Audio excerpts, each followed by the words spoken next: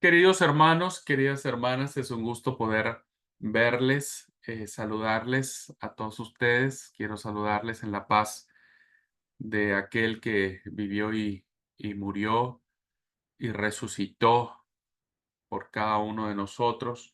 Y en ese nombre que es sobre todo nombre, en el nombre de Jesús.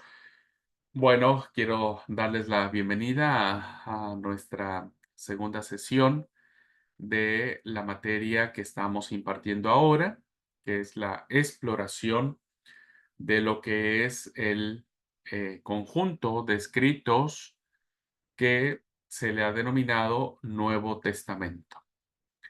Y bueno, la clase anterior era solamente una pequeña introducción, una charla que tuvimos con unas pinceladas generales como marco referencial acerca de lo que en conjunto y en su generalidad podemos encontrar en este conjunto de libros, de literatura, de escritos bíblicos que nos permiten a nosotros seguir afianzándonos en la fe que tenemos en Jesús y la fe de Jesús. Esto, evidentemente, hermanos, sigue representando un hermoso y tremendo desafío de poder tener este acercamiento con esta literatura. Como iremos descubriendo, ¿verdad? El texto bíblico, si bien es cierto, ha sido escrito para que eh, por fe y por el oír podamos comprender sus verdades, sus, ah, este, sus principios divinos. También es cierto que es un libro que que requiere diligencia, que requiere pasión, que requiere respeto, ¿verdad? Para poder seguir profundizando en este libro sagrado y que de alguna u otra manera vayamos encontrando el punto medio de nuestras interpretaciones del mismo y poder responder en fe, que creo que es lo más importante de las verdades divinas que encontramos. Bien, vamos a entrar ya de lleno a nuestro temario que se ha diseñado a través del sílabo que ya está en la plataforma. Y voy a compartir la pantalla para guiarnos. Vamos a analizar en esta clase, ¿verdad? Vamos a analizar en esta clase como introducción, colocando en términos muy generales, pero muy precisos, el contexto, ¿verdad? En una línea de tiempo, diríamos, en la cual descubrimos el sabor, la impronta y el color, déjenme decirlo de esa manera, de esta literatura. Y entonces, como aspectos introductorios para sumergirnos de a poquito en esto, podemos decir lo primero. El Nuevo Testamento, queridos alumnos, se refiere a priori, ¿verdad? A priori, al nacimiento de una nueva comunidad histórica, que en este caso le hemos denominado la Iglesia Cristiana. Ya estaremos viendo en otras oportunidades, ¿verdad? Que el movimiento cristiano surge a partir de la interpretación o el recuerdo, en muchos casos, de lo que representaba la persona y la figura de Jesús, sobre todo su mensaje. Y es a partir de ahí, queridos alumnos, que empieza a surgir esta necesidad de agrupamiento en comunidad que lucha en medio de un imperio de establecerse como una nueva expresión de fe. Debemos reconocer que en el Nuevo Testamento esta nueva comunidad histórica será expresada en distintas formas de concepción, de interpretación y de recuerdos de Jesús. Tendremos varios círculos o varios núcleos o grupos, o si ustedes me permiten decirlo, iglesias, ¿no? En plural, que formaban parte de la gran iglesia en particular. Y que vamos a mirar principalmente en las cartas Paulinas, el libro de Hechos de los Apóstoles, igual los evangelios, cómo estas distintas comunidades, ¿verdad?, van a entender a Jesús, ¿no? Entonces tendremos comunidades galileanas, comunidades jerosolimitanas, comunidades antioquianas, comunidades propiamente helénicas, romanas también, en fin. Pero el Nuevo Testamento entonces nos va a dar esta eh, multi- múltiple forma de entender y comprender el mensaje de Jesús. También el Nuevo Testamento surge como un insignificante grupo, perdón, es la iglesia cristiana, surge como un insignificante grupo dentro del judaísmo y en una década saltó fronteras y empieza a mostrarse católica o diríamos universal. No estemos peleados, hermanos, con la palabra católico o católica, ¿verdad? Porque es una palabra, insisto, que no es propiedad de la teología católico-romana. En esencia y en términos generales, católico significa lo que es universal, ¿verdad? Lo que es general. Entonces, cuando alguien nos dice si nosotros somos católicos en este sentido, decimos que sí, ¿verdad? Porque el mensaje que expresamos en nuestra fe cristiana es un mensaje que se extiende a todas, naciones, pueblos, tribus, lenguas, etcétera, ¿no? Al menos eso es lo que dice el libro de Apocalipsis, que nos vamos a ver cuando el Mesías venga o nuestro Señor Jesucristo venga. Cuando alguien nos dice: "¿Sos de la Iglesia Católica Apostólica?", sí, porque nuestra fe descansa en la enseñanza de los apóstoles. Eh, Pablo predica el mensaje de los apóstoles y, por lo tanto, el mensaje de ellos como testigos de la resurrección se convierte en nuestro mensaje, ¿verdad? Ahora, si nos dicen que somos católicos apostólicos romanos, no. No, porque evidentemente eso ya pertenece a una teología en particular, a una forma de conocimiento particular, que es la que nosotros conocemos y que en muchas de las cosas no compartimos. Bueno, dicho esto, salvando esta breve referencia que acabo de decir, la iglesia empieza a separarse, hermanos, empieza a distanciarse y a diferenciarse del judaísmo, aun cuando la iglesia nace dentro de un judaísmo. Jesús era judío, los apóstoles eran judíos, Pablo era un judío de la diáspora, los primeros cristianos al menos que nos hace alusión el libro de Hechos de los Apóstoles es hacia la comunidad jerosolimitana, es decir, hacia los judíos, hombres y mujeres que tenían pleno conocimiento de lo que era la Torá, de lo que eran los libros proféticos, los escritos, ¿verdad? Y que cuando viene el Señor Jesús, reconocen en Jesús la mesianidad de Él. Pero conforme pasó el tiempo, vamos a mirarlo en su momento, conforme pasaron los años, las comunidades judías, ¿verdad? Empezaron a ser comparsa del imperio y entonces empiezan a atacar y empiezan a hostigar y empiezan a perseguir a los cristianos que se han separado del judaísmo en el sentido de su concepción cerrada, individualista, nacionalista, etcétera, ¿no? Ritualista incluso. Así que la iglesia da este salto en lo que es el primer siglo de nuestra era y se convierte en una iglesia totalmente abierta a principalmente al gentilismo, principalmente a los paganos. En el espacio de una generación, diríamos, estamos hablando del año 30 al 90, 100, que es el tiempo donde aproximadamente dura la confección del texto sagrado, era ya lo suficientemente fuerte la iglesia en la capital, en la ciudad más importante del imperio, que era Roma, la metrópoli, diríamos, del imperio mundial, para llamar sobre sí la inoportuna atención del gobierno.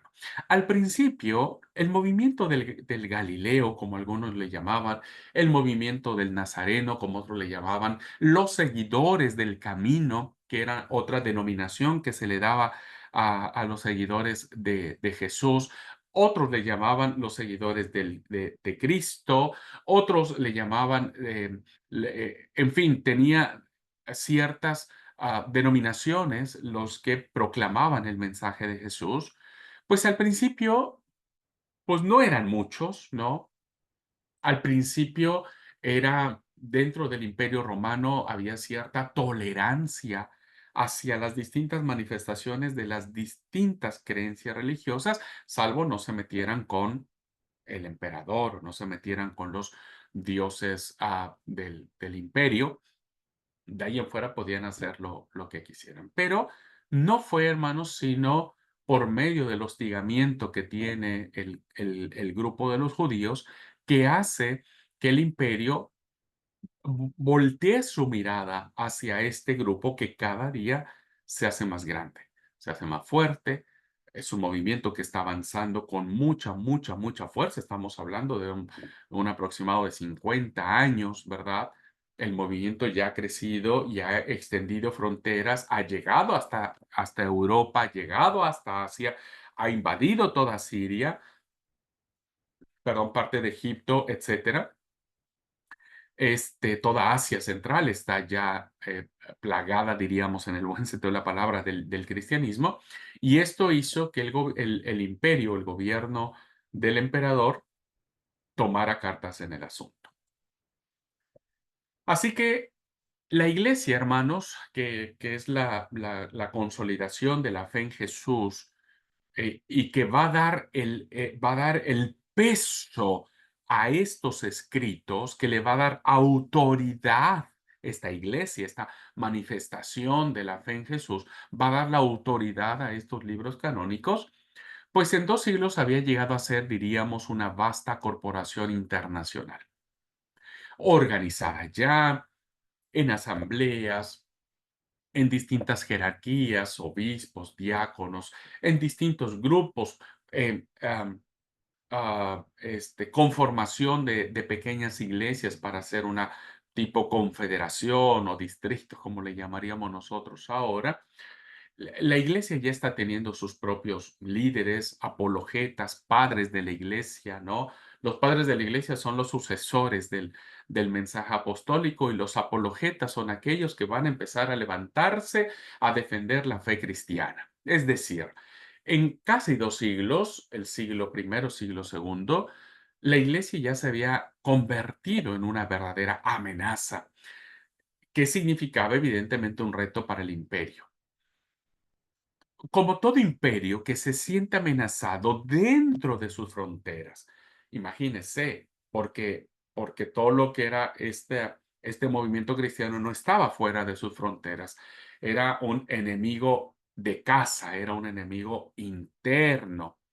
Y entonces el Imperio Romano intentó, por muchos motivos y en varios momentos, depende del emperador en turno, intentó destruir la iglesia, a los movimientos, pero parece ser que entre más eh, eh, intentaba, pues la sangre de los mártires era suficiente para regar el campo misionero.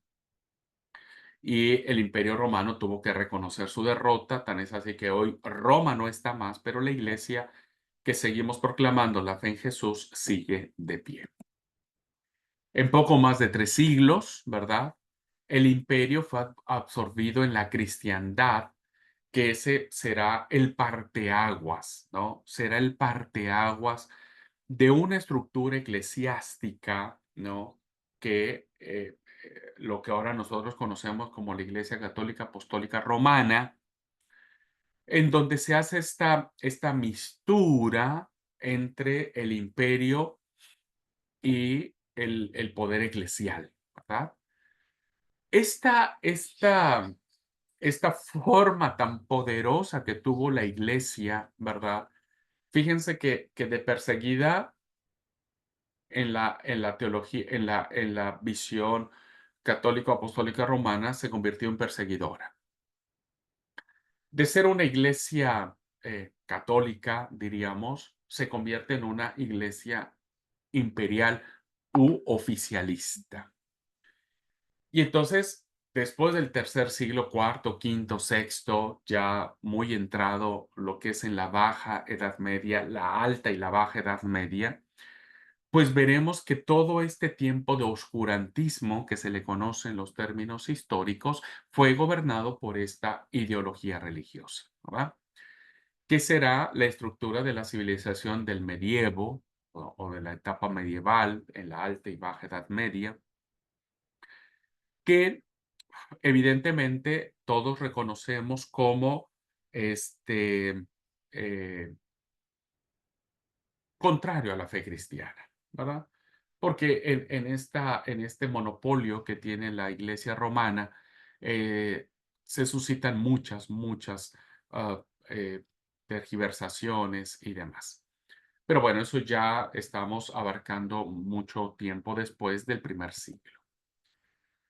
Bueno, vamos a dejar hasta el medievo para no entrar a la etapa del Renacimiento, pero debemos saber que, al igual que muchos movimientos, el cristianismo presente en su historia primitiva, volvamos al primer siglo, volvamos a pensar en esta etapa, es falso históricamente hablando que la Iglesia Católica Apostólica Romana, sus orígenes se remonten al primer siglo. Todos sabemos que esto forma parte más de su propia teología. Ellos nacen el siglo cuarto, ¿no?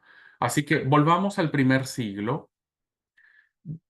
Movimiento de Jesús, movimiento de los apóstoles, viajes misioneros paulinos, muerte de Pedro, Santiago, Juan, Pablo, surgimiento de la segunda generación de cristianos, etcétera. Bueno, este movimiento, ¿verdad?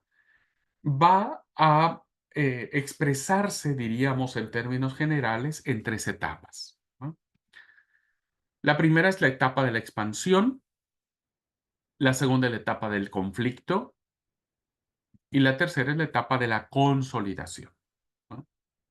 El cristianismo en sus inicios, en su etapa primigenia,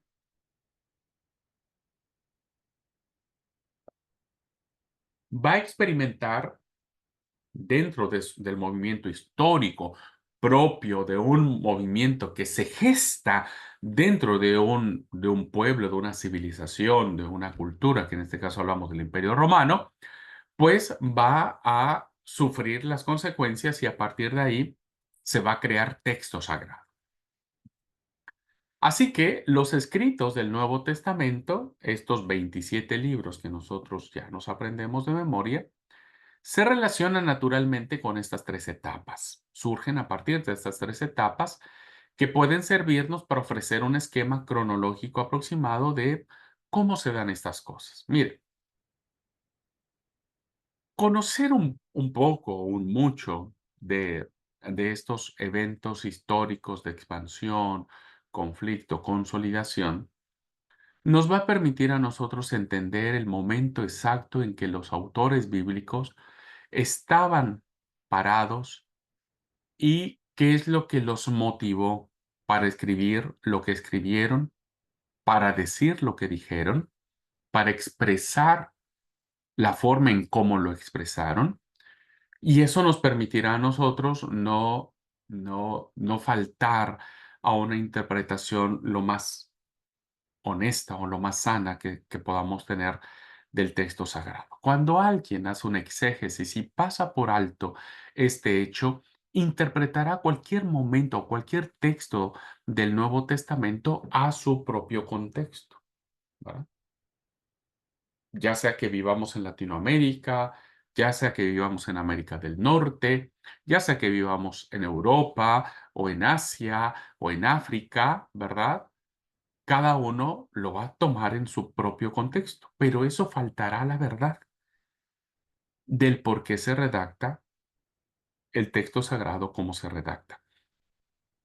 En ese sentido, queridos hermanos, vamos a ver de manera general cada una de estas etapas y vamos ampliando este comentario que acabo de decir. La primera etapa, como todo hermanos, es la etapa del expansionismo, ¿verdad? La etapa en donde después de que el Señor Jesús muere, resucita, asciende a los cielos, ¿verdad? Él ya no está más. Su presencia física ahora queda en el recuerdo. Pocas veces tenemos presencia de Jesús, ¿no? Física, eh, no sé, podríamos contabilizar la visión que tiene Pablo cuando es llamado al ministerio, cuando tiene el naufragio, ¿no es cierto?, rumbo a Roma y se le aparece el Señor y le dice que nadie va a morir. Eh, pero de ahí en fuera, la mayor parte de los textos, ¿verdad? Parece ser que los escritores, las comunidades cristianas, solo tienen el recuerdo de Jesús, solo tienen la tradición oral que se ha ido transmitiendo de un lado a otro. Y entonces vemos que el expansionismo de esta fe en Jesús empieza a alcanzar muchos lugares, ¿no? Tenemos todo lo que es la parte norte de, de África, Egipto, la península arábiga, tenemos todo lo que es Palestina, Siria, todo lo que es el Asia Menor, todo lo que ya es Europa, ¿no? Lo que son los países de Italia, incluso llegando ya a la Gran Bretaña, pasando por la península ibérica, ¿verdad? Que es España, etcétera, Francia, Alemania y demás. Vean ustedes cómo el mensaje del Señor empieza a expandirse en los primeros años de la fe cristiana. Por eso podemos decir que la primera etapa comenzó después de la muerte de Jesucristo en Jerusalén, que parece ser que ahí es el centro, según el libro de Hechos de los Apóstoles, dice, me seréis testigos en Jerusalén, que está reinando Tiberio, el emperador Tiberio, y por lo menos durante 30 años, hermanos, hay eh, una expansión muy interesante del cristianismo. Los apóstoles de Jesús son esparcidos, diríamos, no sabemos mucho. El texto sagrado desafortunadamente guarda silencio. ¿De dónde anduvo Mateo? ¿De aquel lado se fue Bartolomé? ¿Qué lugar tomó Tomás? ¿Para qué lado se fue Andrés? ¿O Judas el cananista? ¿O Matías, que fue el último discípulo que tomó el lugar de Judas Iscariote? No sabemos, no sabemos. Hay un libro muy bueno, hermanos, que se los recomiendo, que se llama En busca de los 12 apóstoles. Es un libro que compré, pero siempre me sentí intrigado acerca de qué pasó de ellos, ¿no? La verdad que no tenemos mucha información bíblicamente hablando, porque Hechos de los Apóstoles no es realmente Hechos de los Apóstoles, porque no nos habla de los apóstoles, nos habla lo máximo de Pedro. Juan aparece en Hechos, fíjense, pero nunca habla, no hay ninguna palabra que sale de la boca de Juan, y el mayor de ellos es Pablo, y no tenemos más. Entonces, este libro es muy bueno. eh, no veo desde aquí el autor, lo tengo atrás en la biblioteca, eh, pero que representa evidentemente la idea de que empezaron a dispersarse por todos lados, ¿no?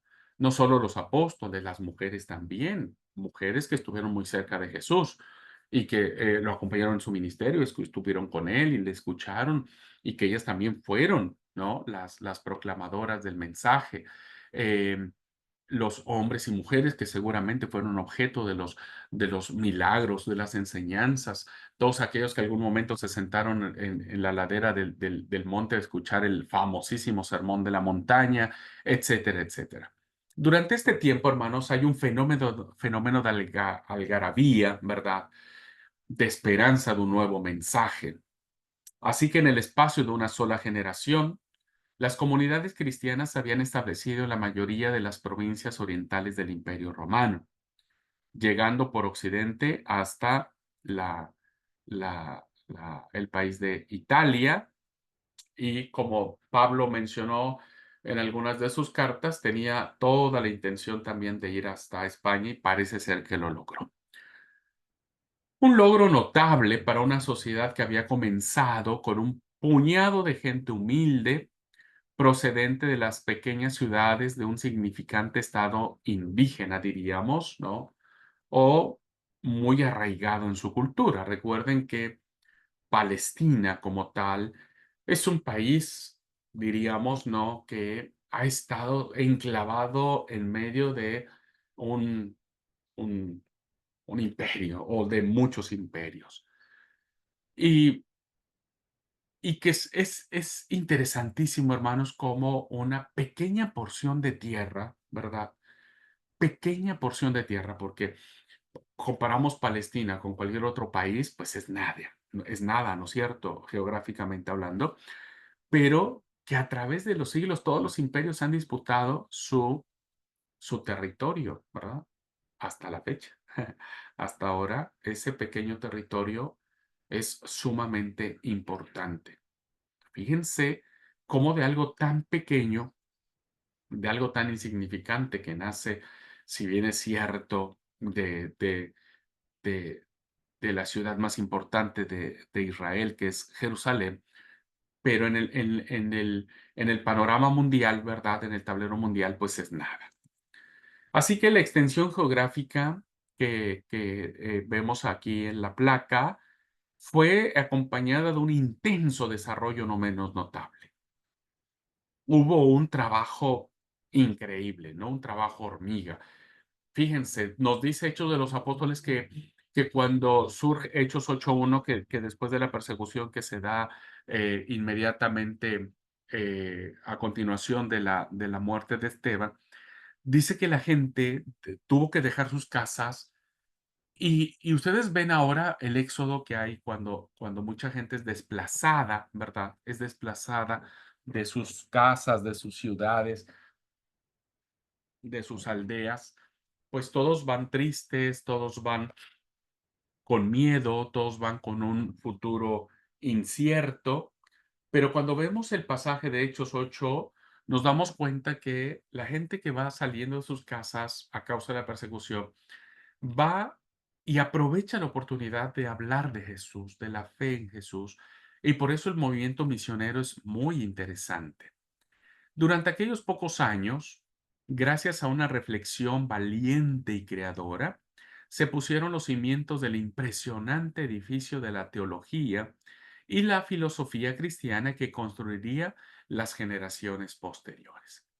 Fue gracias a estos hombres y mujeres anónimos, ¿verdad? Que no sabemos quiénes fueron, cómo lo hicieron. Por ejemplo, no sabemos quién funda la iglesia en Antioquía, pero la iglesia de Antioquía fue un centro cristiano poderosísimo, ¿verdad? En el primer siglo, debido a hombres y mujeres que por la persecución, por sus circunstancias, por muchas formas, aprovecharon la oportunidad para construir lo que ahora nosotros tenemos por herencia, la fe cristiana, ¿verdad? Y que no ha podido ser destruida después de más de 2000 años. Esta primera etapa, hermanos, hablando ahora ya de lo que es en los escritos sagrados, va a estar representada por las epístolas paulinas. Según los estudiosos, se reconoce en su generalidad que el primer escrito cristiano que se tiene registro es la primera carta a los tesalonicenses. Bueno, Pablo será el más destacado entre los primeros misioneros y teólogos cristianos. La figura de Pablo será muy importante en estas primeras etapas de expansionismo. Pablo tiene, bueno, ni se diga, ¿no es cierto? Por lo menos tres grandes y valiosos viajes misioneros en donde va de ciudad en ciudad, pueblo en pueblo, estratégicamente hablando, para fundar las iglesias que van a servir de bases para seguir transmitiendo el mensaje a otras comunidades aledañas. La mayor parte de estas epístolas, queridos hermanos, fueron escritas durante el periodo más activo de la vida apostólica de Pablo. Y entonces estas cartas, ¿verdad? Van a hablar acerca de el entusiasmo, el optimismo y la energía expansiva que caracterizan una etapa de aventura espiritual. La pregunta que nos hacemos aquí es, ¿por qué había tanta algarabía? ¿Por qué había tanta expectación? ¿Por qué había tanta, pues no había tanto este miedo, ¿no? De decir, hey, no crezcamos tanto porque vamos a despertar las sospechas del Imperio Romano. Porque estas cartas, ¿no es cierto?, nos hablan de una etapa en donde las iglesias tienen que ser consolidadas, tienen que afianzarse, no tienen que perder el tiempo en peleas, tienen que vivir y aprender en el gozo, tienen que vivir y aprender en el espíritu, etcétera. Hay como que esta energía, ¿verdad? Del espíritu, de una efervescencia, porque parece ser que algo bueno viene. Bueno, como lo vamos también a ver en su momento, este, tanto Pablo como todas las primeras comunidades cristianas estaban plenamente convencidos de que la venida del Señor iba a ser inminente.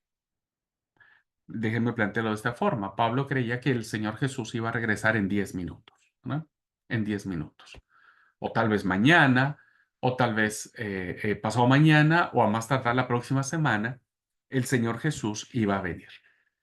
Esta expectativa de la segunda venida de Cristo, hermanos, provocó que este movimiento fuera urgente, fuera necesario, fuera como diciendo, y bueno, no nos importa lo que haga el Imperio Romano, el Señor va a venir a establecer el reino, terminará con el imperio y listo, no nos complicará la vida, ¿no? Por eso es que encontramos esta expectativa.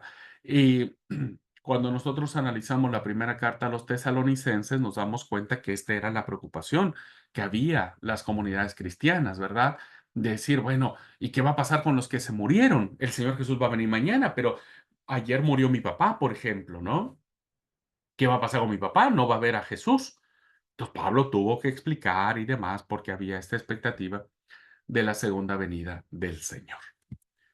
Así que esta misma etapa se refleja de manera indirecta en el libro de Hechos de los Apóstoles, obra que, aunque escrita más tarde, conserva las tradiciones, el espíritu, el aire, ¿verdad?, de estos primeros días.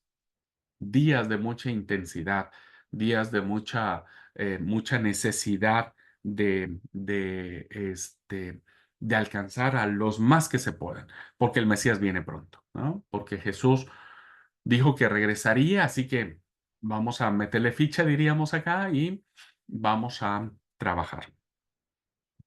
Ahora, esta etapa, queridos hermanos, nos hace reflejar, como dije en su momento en la clase anterior, nosotros seguimos con esta misma expectativa, ¿verdad?, de la venida del Señor.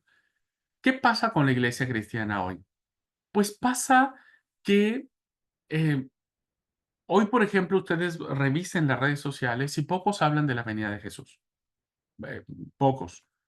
Este, en mensajes, en anuncios, no sé, en todas las redes sociales. Pero si mañana hubiera una guerra, una tercera guerra mundial, por ejemplo, Dios nos libre, pero bueno, puede suceder, nos invadiríamos todos con esta idea de que Jesús va a venir pronto y haríamos un esfuerzo misionero y trabajaríamos para evangelizar a más personas y que no quisiéramos que nadie se perdiera. La gente misma solita vendría a la iglesia, etcétera, etcétera.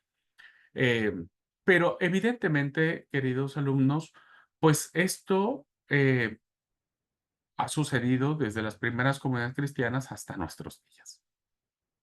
¿Qué pasa cuando pasa el evento? Pues volvemos a nuestros trabajos, que eso fue lo que le pasó a la iglesia cristiana. Y lo vamos a ver reflejado un poco en la segunda etapa, que es la etapa del conflicto, ¿no? La etapa del conflicto. Jesús no vino. El movimiento está creciendo. Empieza a haber luchas, tanto internas dentro de los propios grupos cristianos, ¿verdad? Eso evidentemente plantea un gran problema a la iglesia, porque la iglesia está a punto de dividirse, está a punto de, de destruirse, diríamos, por los conflictos internos que hay entre los liderazgos y las distintas formas de concepción de Jesús. Y por el otro lado, las amenazas externas. El final del primer periodo de este movimiento expansionista puede fijarse en el momento en que la expansión fue frenada, al menos temporalmente, por el emperador Nerón, bajo la acción represiva del gobierno romano, que empieza a partir del invierno en el año 64-65 después de Cristo. ¿Qué pasó? Pues, como les dije, ya los grupos judíos, netamente judíos, que odiaban ya a los cristianos, porque los cristianos se atrevían a decir que un carpintero era el siervo de Yahvé, o el Mesías, o el ungido, o el Cristo, y, y que ellos no entendían que el Mesías hubiera muerto de manera ignominiosa en la cruz, de una manera tan burda. Entonces, como buen judío, pues odiaban a todos aquellos que que dijeran algo en contra del Mesías esperado por ellos durante muchos siglos.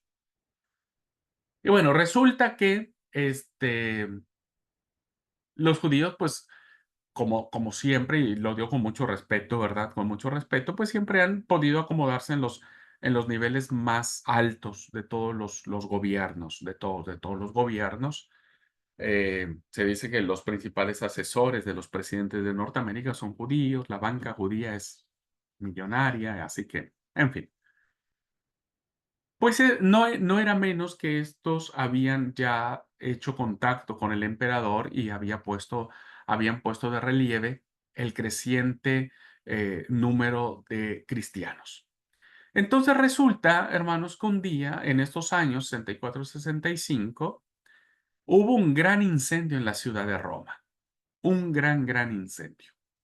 Se quemó la ciudad. Empezó a correrse el rumor de que el que había mandado a provocar este incendio, pues era el mismo emperador, que según se creía, según dicen por ahí, ¿verdad? Que él había estado tocando la lira mientras la ciudad ardía por completo. Bueno, esos famosos secretos a voces que hacían que Nerón haya podido ser el promotor deliberado de este incendio. ¿Por qué? Por la razón de que él en sus planes, no sé, inventivos o creativos o de pasar a la historia por ser un emperador con mucho legado, bueno, él tenía planes de urbanización, de cambios fundamentales dentro de la ciudad de Roma, pero no podía hacerlo, ¿verdad? A menos que fuera destruida. Entonces sí. Y entonces hay este incendio.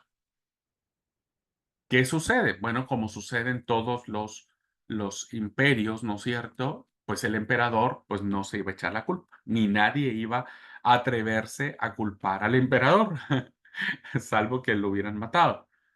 Entonces el gobierno busca el famoso chivo expiatorio. ¿Y quiénes fueron? Un poco la, la ventaja o el interés que tiene Nerón. Y otro poco, los judíos ven la oportunidad para deshacerse de este movimiento que no pueden tolerar. ¿Y quiénes provocaron el incendio? Los cristianos, ¿verdad? Estos que están proclamando el mensaje de un tal Cristo, ¿ah? Por eso la iglesia, en efecto, fue declarada fuera de la ley y sus miembros fueron perseguidos con la mayor brutalidad. Empiezan las famosas persecuciones, las famosas, los juegos romanos, donde se usaban a los cristianos como juguetes, ¿no? Como carnadas de las fieras.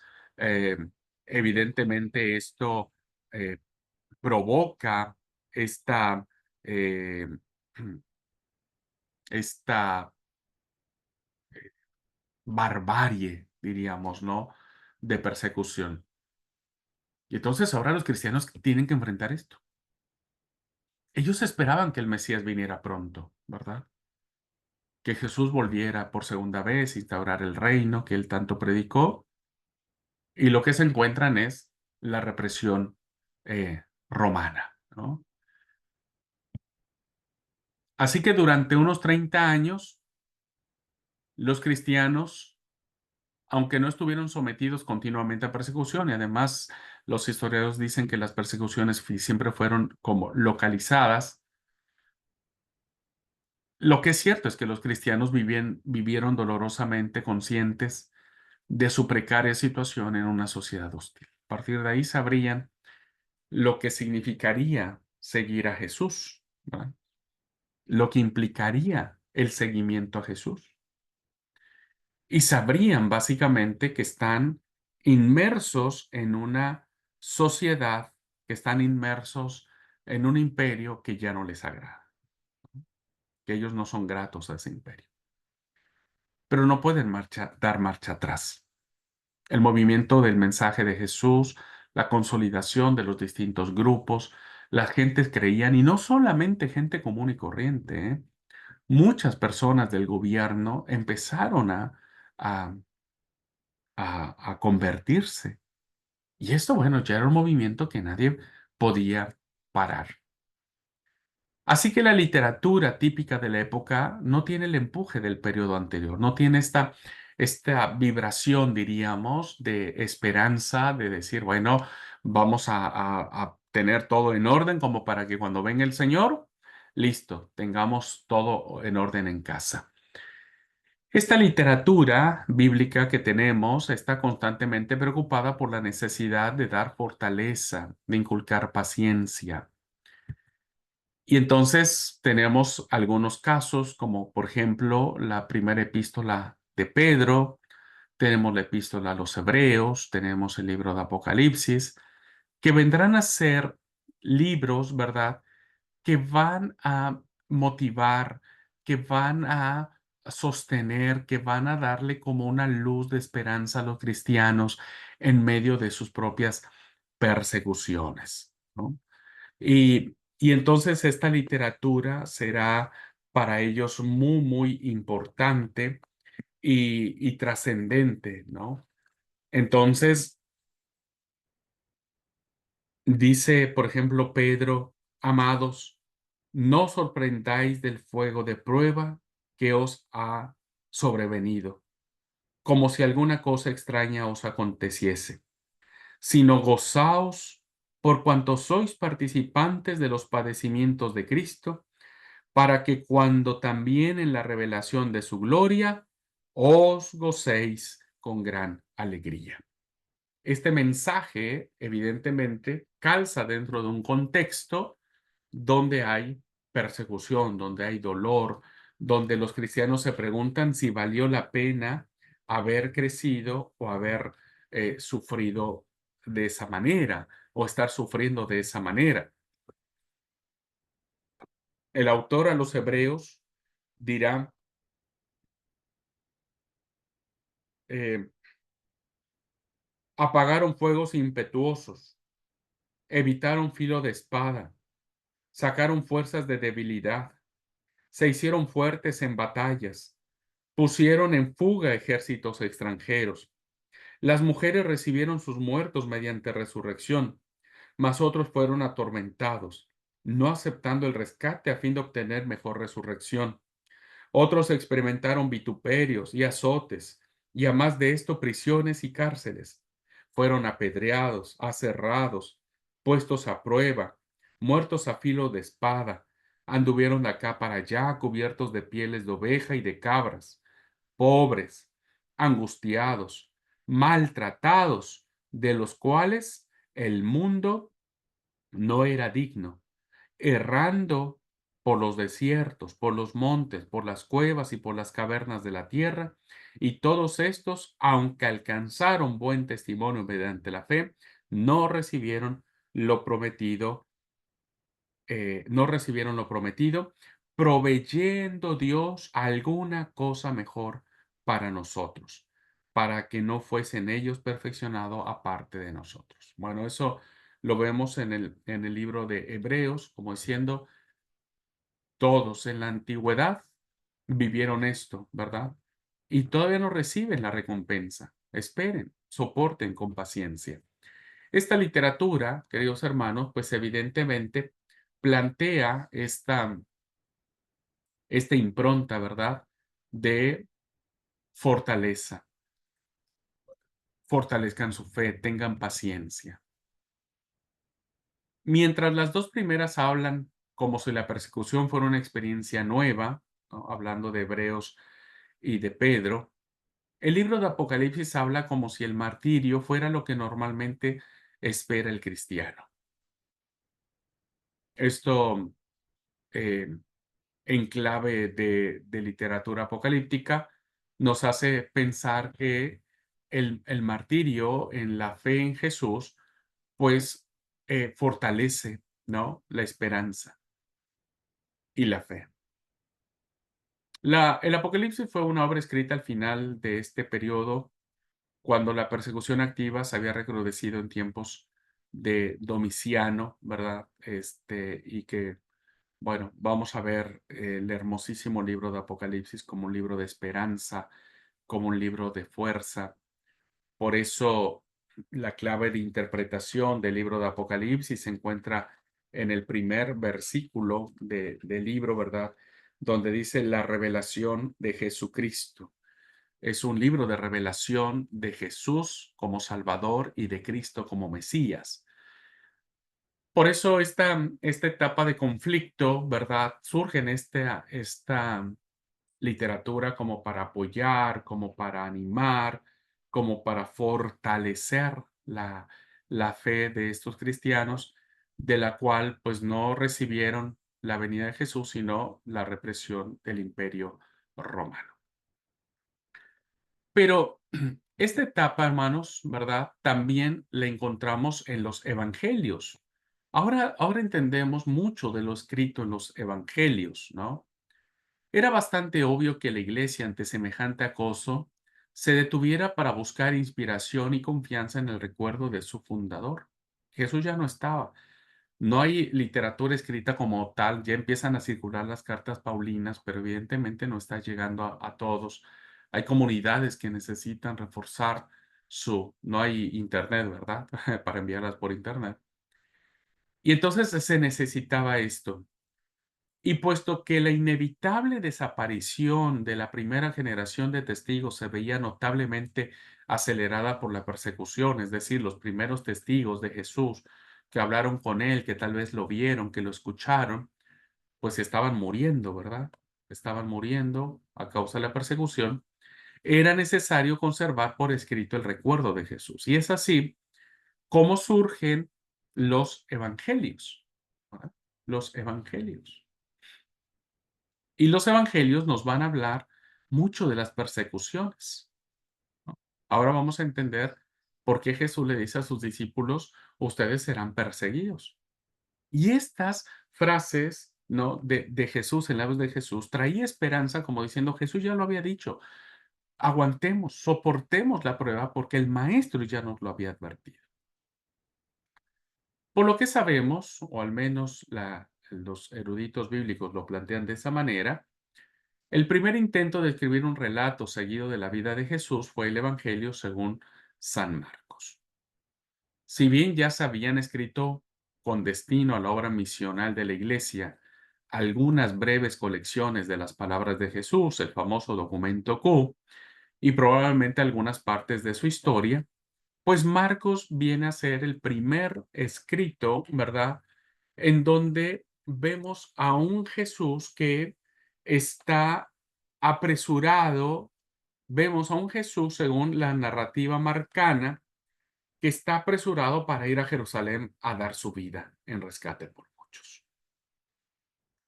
Y entonces el Evangelio de Marcos, hermanos, se convierte en un aliciente, decir el Señor tuvo la oportunidad pronta, diríamos, o acelerada, según la narrativa literaria de Marcos, para llegar a Jerusalén y morir en la cruz por todos nosotros.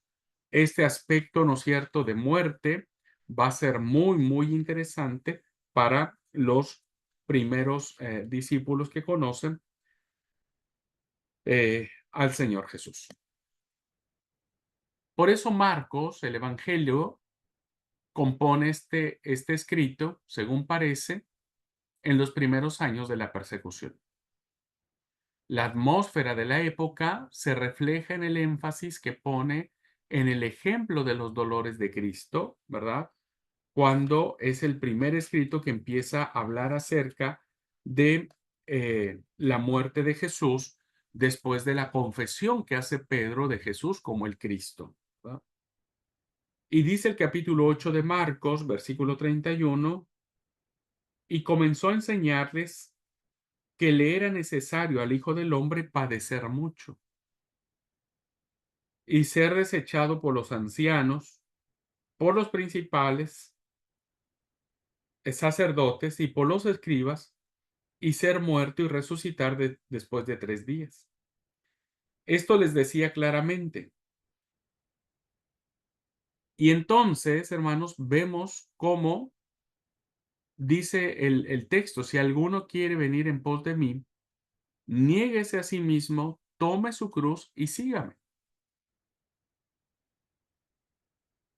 Si alguno quiere venir en pos de mí, niéguese a sí mismo, tome su cruz y sígame. Y vean lo que dice Marcos, porque todo el que quiere salvar su vida, la perderá. Y todo el que pierde su vida por causa de mí y el evangelio, la salvará. Imagínense escuchar estas palabras, hermanos, en medio del conflicto, ¿verdad? En medio de la persecución, de la muerte. Pues alentaba, ¿no?, a que la fe no menguara, a que la fe no se viniera a menos. Todo el que pierda su vida por causa de mí y del evangelio, la salvará. Porque el que se avergonzare de mí y de mis palabras en esta generación adúltera y pecadora, el Hijo del Hombre se avergonzará también de él cuando venga en la gloria de su Padre con los santos ángeles.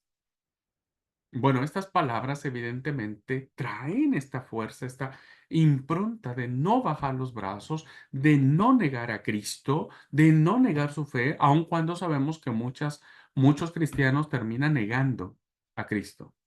Lo niegan para salvar la vida.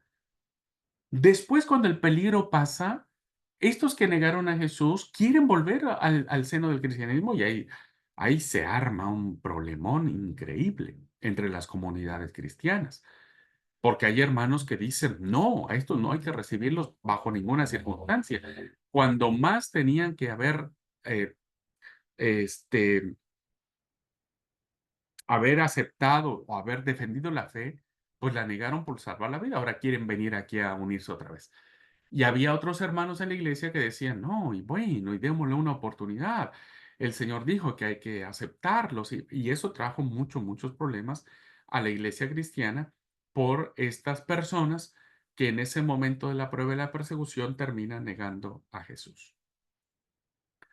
Entonces vean claramente que ahora le encontramos mayor sentido a las palabras que el evangelista Marcos pone en labios de Jesús para que esta generación de cristianos que está teniendo el conflicto, pues se sientan animados y digan, vamos a seguir adelante nuestra fe porque nosotros no queremos negar al Señor, porque no queremos que nos niegue delante del Padre cuando Él venga en su santa gloria.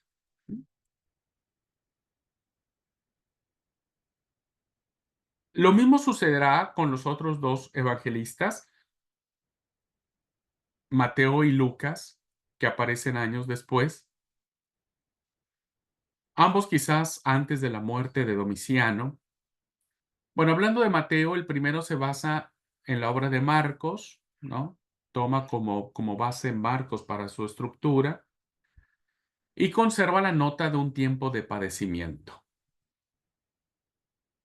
Solo que Mateo, ya lo vamos a ver, no lo voy a explicar ahora, solo que Mateo utiliza un esquema muy judaico para explicar las enseñanzas de Jesús, ¿no? Entonces, por ejemplo, vamos a ver los 5 grandes sermones de Jesús en el libro de Mateo.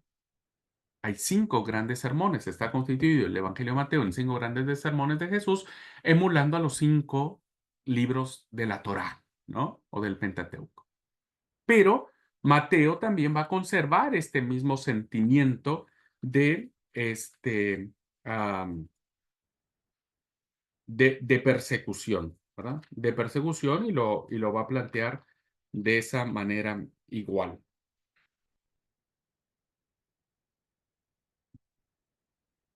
Así, proporcionaba una base firme para consolidar internamente la vida de la comunidad cristiana, lo cual parecía entonces más necesario que nunca.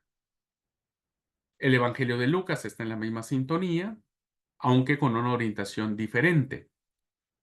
Es en realidad la primera parte o el primer volumen de una obra sobre los orígenes del cristianismo que se cree que estaba unida, esta obra del Evangelio de Lucas, estaba unido al libro de Hechos de los Apóstoles. Toda esta obra, tanto Lucas como Hechos, está dedicada a un personaje llamado Teófilo, ¿verdad? Que no sabemos si era un personaje real o ficticio. ¿Qué es lo que hace el evangelista Lucas? Bueno, el autor apela, de hecho, por encima de quienes promueven la persecución, a las personas inteligentes y bien dispuestas de la sociedad grecorromana en la creencia de una adecuada información sobre el origen, finalidad y principios de la Iglesia cristiana contribuiría eficazmente a debilitar la hostilidad a que estaba sometida. Es decir, el Evangelio de Lucas, hermanos, es una construcción maravillosísima que va a plantearnos a nosotros el perdón, la reconciliación, el tratar de no no ser como los otros, ¿no? Y entonces las dos grandes joyas de la literatura lucana, ¿verdad? Que pertenecen a él, a Lucas, pues son propias de Lucas, que es el hijo pródigo y el buen samaritano, pues nos van a plantear esta situación, ¿no? El padre no es como cualquier otro padre que podría no haber perdonado a sus hijos, ni el samaritano es como el levita o como el sacerdote que termina no involucrándose en la ayuda al prójimo. Bueno, finalmente Lucas, hermanos, también nos plantea un evangelio donde la efusión y la presencia del Espíritu está muy, muy presente. Es un evangelio más conciliador, incluso en el propio libro de Hechos de los Apóstoles manifiesta la acción del Espíritu. Pero en conjunto, pues Lucas también nos plantea esta situación de tengan paciencia, sean fortalecidos. Si alguien no quiere hacer lo que otros creen que es indigno, bueno, por eso está la parábola del buen samaritano, ¿no? Este, y es así como surge esta literatura en esta etapa del conflicto. Bueno, finalmente, hermanos, viene la tercera etapa, que es la etapa de la consolidación. La consolidación que tiene que ver básicamente con que las persecuciones cesan, ¿no? Entonces, fíjense cómo se da el tema. En la etapa del expansionismo, ¿no? Se da el punto de que están esperando que Jesús vuelva. Ya, viene pronto, listo. Mañana el Señor está inaugurando el reino. En la etapa del conflicto, Jesús no viene, tienen que enfrentar. Y ahora la prueba está allí, ¿verdad? Ahora su fe es puesta a prueba. Bueno, cuando la fe ya ha sido fortalecida, la pregunta que les queda, ok, el Señor no viene y parece ser que no va a venir, al menos no por ahora. Entonces las distintas confesiones que ya en ese momento había de la gran iglesia, empiezan a replantearse su propio, no génesis, sino su propia consolidación de lo que ellos creen como propósito de la iglesia, ¿va? Como propósito de la iglesia. Entonces, después del asesinato del emperador Domiciano en el 96, perdón, el asesinato del emperador Domiciano en el año 96 llevó al trono una serie de gobernantes humanitarios e ilustrados que, si bien no revocaron la decisión que por principio hacía de la iglesia una sociedad ilegal, o sea, seguían viendo a los cristianos sospechosamente los romanos, sí hicieron estos otros gobernantes, contribuyeron mucho con su acción administrativa a aliviar la situación. Al menos las persecuciones cesan y el cristianismo toma o retoma un poco el aliento para recomponerse. En los escritos del Nuevo Testamento posteriores a esta época, se alude muy poco a una persecución efectiva. Parece ser que ya hay como otra concepción, como otra idea.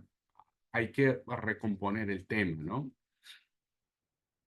Aleccionada por la experiencia, la Iglesia había comprendido cuán necesario era consolidar la vida comunitaria, pues ya no en torno a la figura ya no en torno a la promesa de la esperanza de que Jesús viniera mañana, sino ahora ya estamos viviendo una realidad. ¿Qué vamos a hacer? ¿No?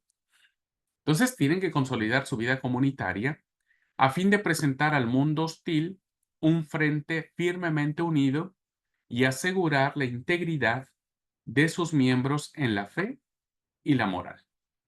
Entonces, ahora hay que trabajar en la consolidación de los principios éticos, cristianos, de organización, de funcionamiento, de ir poniendo mucho más profundos los cimientos que sostendrán la fe cristiana durante los siglos que vengan. Por eso, la literatura de esta época se preocupa especialmente en promover el orden y la disciplina, corregir las irregularidades de la fe y la práctica, que en esto encontraríamos, como se le conocen las cartas deuteropaulinas, como las epístolas pastorales, en donde cuando nosotros analizamos estas cartas, Timoteo, Tito, las generales, ¿no? Este, eh, Santiago, Juan, Judas, la llamada segunda epístola de Pedro, que probablemente sea la última obra, se cree por parte de los eruditos del Nuevo Testamento, pues ya son literatura, queridos hermanos, que están más arraigadas en eso, ¿verdad? En eh, ir dando el ordenamiento eclesial, ¿no? Son más eclesiales, son más eclesiales en el sentido del orden, de la organización, del funcionamiento, del organigrama, de las normas que se tienen que dar. Mientras se lleva a cabo esta obra de consolidación interna, se hicieron nuevos intentos de interpretar el significado de la fe con vistas a los extraños. En particular, el autor del cuarto evangelio, cuya obra parece que se data en torno al 90, al 100, parece ser que allí es donde se escribe el evangelio de Juan, con el pensamiento religioso vigente por entonces en los círculos no cristianos.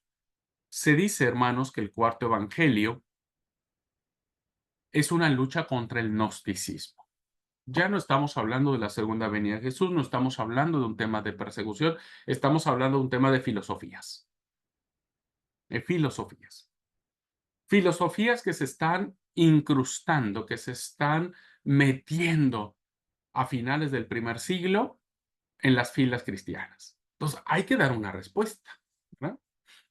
Y entonces se empiezan a decir muchas cosas sobre Jesús.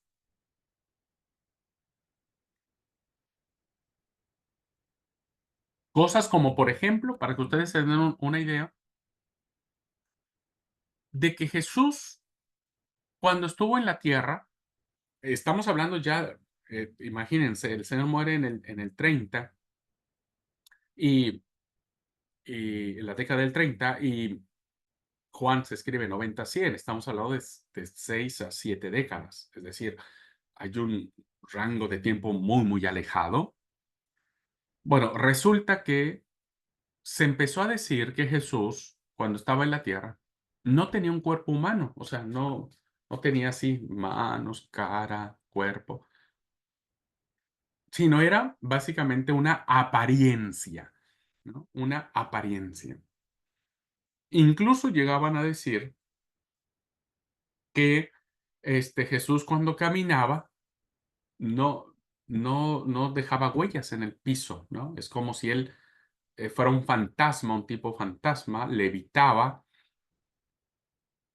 y no tocaba el suelo. Entonces, surge esta literatura más, no sé si llamarla en torno apologético, ¿verdad? Surgen muchos anticristos de los que se va a referir la primera carta de Juan, la segunda de Juan. Vamos a ver estas ideas gnósticas en Judas, vamos a ver estas ideas gnósticas en la segunda de Pedro, porque parece que segunda de Pedro le copió a Judas o Judas le copió a Pedro. En fin, esta literatura vendrá en función de interpretar la fe en aras de que hay otras ideas, otras concepciones de Jesús. Entonces, se empieza a misturar la fe cristiana ah, con las ideas, las filosofías griegas. Entonces, hace una mezcolanza que viene a ser el gnosticismo y es allí donde los autores cristianos van a salir en profunda defensa de esto. Y entonces, para quienes decían que Jesús era un fantasma, ¿verdad? Encontrarán la respuesta en la primera carta de Juan cuando dice, lo que era desde el principio, lo que hemos oído, ¿no? Eso significa que Jesús tiene una voz audible. Lo que hemos visto con nuestros ojos, no fue un fantasma, los fantasmas no se miran, lo que hemos visto con nuestros ojos, y fíjense lo que dice, lo que hemos contemplado y palparon nuestras manos tocante al verbo de vida. Esta entonces defensa que hace el autor de la carta de Juan, pues era defender y poner en orden esta idea que ya se había infiltrado mucho en las filas cristianas y que evidentemente la teología juanina va a pararlos en seco, ¿verdad? Los va a detener, ¿no? Y no va a permitir que sigan adelante. Esta será la etapa de consolidación. Y por lo tanto, hermanos, en esta etapa se logra su propósito. Durante los siglos siguientes, el sutil y poderoso pensamiento griego se entregó a la tarea de construir una teología cristiana y lo hizo en gran parte bajo la influencia de la interpretación juánica del Evangelio, ¿verdad? Eh, esta idea de la divinidad de Jesús trajo muchas confusiones dentro de esta vida, de esta forma de ser iglesia, que incluso, fíjense, dada esta interpretación de la divinidad y de la humanidad de Jesús que encontramos en la teología juanina, surgen muchos textos gnósticos, ¿no? Y los textos gnósticos, pues evidentemente van a reflejar esta postura, ¿verdad? De concebir los eventos o los acontecimientos que narra el texto sagrado desde una cosmovisión griega, ¿no? Desde una cosmovisión griega. Y hemos de reconocer que a la par del texto bíblico que ha circulado durante estos casi 2000 años, hemos de reconocer que también las filosofías gnósticas nos siguen acompañando, ¿no? Hoy tenemos mucha filosofía gnóstica, mucha. Usted va por cualquier ciudad, encuentra en los postes de la ciudad papelitos que dice, lo invitamos a una clase o una charla gnóstica, ¿no? Muchos líderes de opinión, periodistas, gobernantes son gnósticos, ¿no? Son gnósticos. Y bueno, seguimos nosotros en esta etapa de consolidación. Es, en líneas generales, queridos hermanos y hermanas, el orden en que fueron compuestos los escritos del Nuevo Testamento y el sabor que cada uno de estos escritos representa. Sin embargo, el factor tiempo es aquí menos importante que en el Antiguo Testamento, evidentemente. ¿Por qué? Porque toda la literatura neotestamentaria se fija en un siglo máximo, o en menos, perdón, se forja en un siglo o en menos de un siglo. O sea, no sé, 70, 80 años, ¿no? Es con que se forja o se escribe estos 27 libros. Mientras en el Antiguo Testamento tenemos un largo proceso de más de 1000 años, que es salpicado por una serie de crisis muy marcadas que ya las vimos, el Nuevo Testamento presenta una sola crisis suprema. Así que el pensamiento de todos sus autores, a pesar de su diversidad, se centra intensamente en los acontecimientos narrados por los evangelios y su significado. El evento de Jesús, el evento de la cruz y lo que esto planteó. ¿Qué fue lo que sustenta el movimiento cristiano? La persona, el mensaje, la muerte y la resurrección de Jesús como ejes centrales de la consolidación de la fe cristiana que hasta la fecha seguimos teniendo. Y es así, queridos hermanos y hermanas, como en líneas generales, como lo he planteado, tenemos este primer acercamiento, este primer contacto, ¿no? De empezar a ubicar los textos con base en esta línea muy general del tiempo, pero que nos permiten a nosotros ya despertar ese interés y ese sabor y esa curiosidad de ir leyendo y releyendo los textos con base a este principio histórico que estaba viviendo las iglesias cristianas. Sacaremos mayor provecho, ¿no? Sacaremos mucho, mucho mayor provecho si nosotros dejamos de leer la Biblia como recetas de cocina, si dejamos de leer la Biblia solamente como si fuera un libro cualquiera y tomamos un texto acá, un texto allá y un texto por el otro lado, y pasamos por alto todas estas cosas que le dieron vida al texto, pues terminaremos interpretando para cualquier lado, ¿no? Para cualquier lado. Así que bueno, este sería, queridos hermanos, la clase de este día y tenemos un tiempito si hay alguna pregunta, alguna duda, algún comentario por parte de nuestros hermanos que están en clase presencial, estoy a sus órdenes. Si algo no se entendió, también por favor, con mucho gusto, o quieren preguntar o quieren compartir algo también, por favor, enriquezcamos la clase juntos. Mira, Hermano Edwin. padre hermano Abraham, una pequeña inquietud nada más.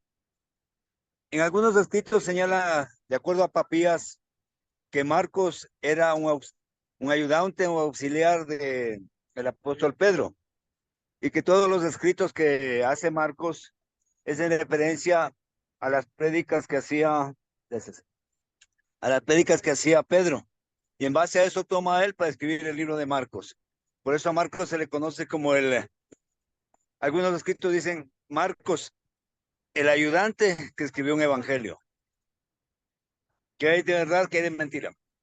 Mire, gracias por la observación. Esto lo vamos a ampliar muchísimo más cuando veamos evangelios sinópticos, pero efectivamente, uno de los criterios, lo vamos a ver en esta clase, uno de los criterios que se tomó para aceptar dentro de las comunidades cristianas los escritos, a diferencia de otros escritos como inspirados por Dios, es que estos tuvieran una representación apostólica, que fueran escritas por un apóstol o por alguien muy cercano a los apóstoles.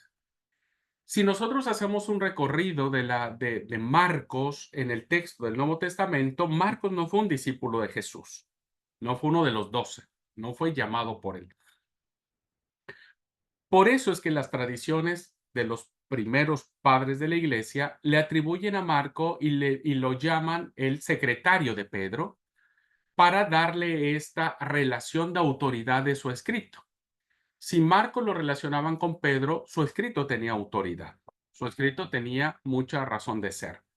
Cuando veamos en específico, ustedes se van a dar cuenta, yo les voy a desmenuzar puntualmente qué conclusiones podríamos llegar respecto de esta autoría de Pedro a través de Marcos, ¿verdad? Vamos a ver esto, las evidencias internas. Pero es curioso, hermanos, que el mismo Pedro lo llama su hijo, ¿no? Si ustedes ven en la carta de Pedro, dice, la iglesia que está en Babilonia, elegida juntamente con vosotros, y Marcos, mi hijo, os lo saludan. Esta vinculación propia ya dicha, diríamos, de testimonio de Pedro, hacen entonces que la vinculación entre Marcos y Pedro sea tan cercana que eso permita que las comunidades cristianas interpreten que el escrito de Marcos es de inspiración apostólica. Fue por eso que el Evangelio de Marcos se ha reconocido como canónico. Gracias, mi hermano. De nada, hermano. Ahora lo dije ahí, pero cuando ya veamos en específico Marcos, porque lo vamos a ver con lupa, ahí vamos a hablar acerca de eso. Muy bien, ¿alguna otra cosa? Mi hermana Lina, mi hermana Noé. Yo, hermano, Sí, eh, hermana que Lina, adelante. cuando dijo testamentaria, algo así, Sí, ¿a qué se refiere la palabra neo? Neo es nuevo. Es como si yo hubiera dicho Nuevo Testamento, pero también Ah, puede llamarse neotestamentario, como una palabra oh, más unida, es un solo vocablo. Neotestamentario significa Nuevo Testamento. ok. Es que así me sonaba como a nuevo, pero Sí. mejor quise tratar. Sí, usted puede mencionarlo de las dos formas, es correcto. Puede usted Oh, decir Nuevo Testamento o Neotestamentario. ok. Muchas gracias, hermano. De nada, con todo gusto. Bueno, pues si no hay ninguna otra pregunta, nos vemos, hermanos, la próxima semana. Deseo que Dios los bendiga, que pasen un lindo fin de semana, un bendecido sábado, el del Día del Señor. Paz y bendiciones.